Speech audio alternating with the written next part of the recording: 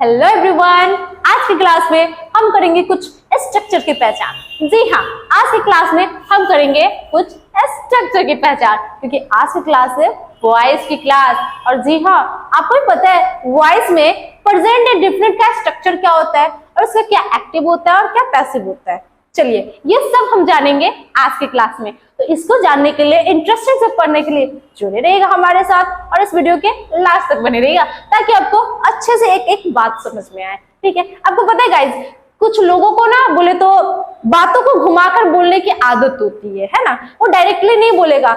अगर आप उसे बोलेंगे, अगर किसी का काम देते हैं कि तुम घर जाओ, तुम घर जाते हो, तो क्या होता है, तुम घर जाते हो डायरेक्टली है। लेकिन अगर हम वो ही बात अगर दूसरे से बोले तो क्या होगा, तुम्हें घर जाया जाता है। यानी कि हमारा जो पैसिव वॉइस है ना, वो बिल्कुल ही अलग है। यानी कि ये बात को घुमाकर बोला है। ठीक है, यानी कि बात को घुमाकर बोलेंगे। सेम थिंग है, यहाँ पे ही है। और आज मैं आपको बताऊंगी प्रेजेंट इंडेफिनिट की बोले तो स्ट्रक्चर्स के साथ। तो चलिए जानते हैं इस क्लास में इसके स्ट्रक्चर्स क्या होगी। हमारे जो एक्टिव वॉइस के स्ट्रक्चर होगा, सिंपल से अगर ले ले तो सब्जेक्ट, वर्ब, V1 या V5 plus other one.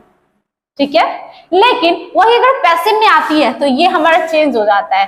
Other word plus क्या होगा, बोलिए, यहाँ पे आ जाएगा आपका इज आर एम, प्लस में आएगा आपका V3, प्लस में सब्जेक्ट। बाई प्लस सब्जेक्ट कर सकते हैं, बाई एजेंट का भी यूज हो सकता है। ठीक है, बाई प्लस सब्जेक्ट आएगा। ठीक है, यानी कि कहने का मतलब है हमारा एक्टिव वॉइस सीधा होता है और पैसिव बिल्कुल उल्टा होता है। ठीक है, एग्जाम्पल लेते हैं। एग्जाम्पल में है, हम लोग पढ़ते हैं, इसमें क्या होगा, बी रीड। करने का मतलब है एक्टिव वॉइस में सब्जेक्ट की पता होगी कि काम आखिर कर कौन रहा है, लेकिन पैसिव में काम करने वाला के अता पता ही नहीं होगा, कौन काम कर रहा है पता ही नहीं भाई। ठीक है, तो कैसे मैं बताऊंगी, सिंपल सी है। तो यहाँ पे देखिए, हम लोग पढ़ते हैं बी रीड, यहाँ जो हम लोग है ये सिंपल सी काम कर रहा है, सब्जेक्ट है। लेकिन यहाँ पे इसी को लिखे, हमें पढ़ाया जाता है। यानी बताइए, हमें पढ़ाया जाता है, पढ़ाने वाला कौन है, हमें पढ़ाया जाता है। लेकिन आप मुझे एक बात बताओ, पढ़ाने वाला यहाँ है कौन, नहीं पता है ना। तो इसको बनाएंगे पैसिव वॉइस में। यानी कि यहाँ में हमारा क्या होगा, आई एम टॉट। सिंपल।